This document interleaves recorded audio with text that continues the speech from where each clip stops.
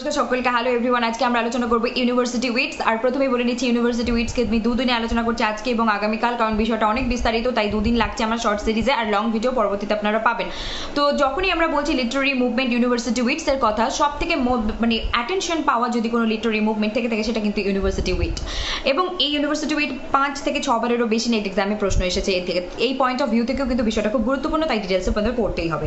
তারপর হচ্ছে যে ইউনিভার্সিটি উইট আমরা কাদের বলছি? এলিজাবেথন যে প্লে রাইট ও ড্রামাটিস্টরা আছেন, যারা as the group of writers who studied from Cambridge and Oxford university, যারা কেমব্রিজ এবং অক্সফোর্ড ইউনিভার্সিটি থেকে পড়াশোনা করেছেন, এই গ্রুপের যে প্লে রাইট ও ড্রামাটিস্ট আছেন ওনাদেরকে আমরা বলছি ইউনিভার্সিটি উইট। 300 থেকে 400 বছর পর জর্জ সেইন্সবারি প্রথম এই ইউনিভার্সিটি উইট টার্মটা কিন্তু কয়েন করেছিলেন। আর কেমব্রিজ ইউনিভার্সিটি থেকে পড়াশোনা করেছেন Christopher Marlowe, Robert Greene, Thomas Nashe, এবং অক্সফোর্ড ইউনিভার্সিটি থেকে পড়াশোনা করেছেন John Lyly, Thomas Lodge and George পিলি।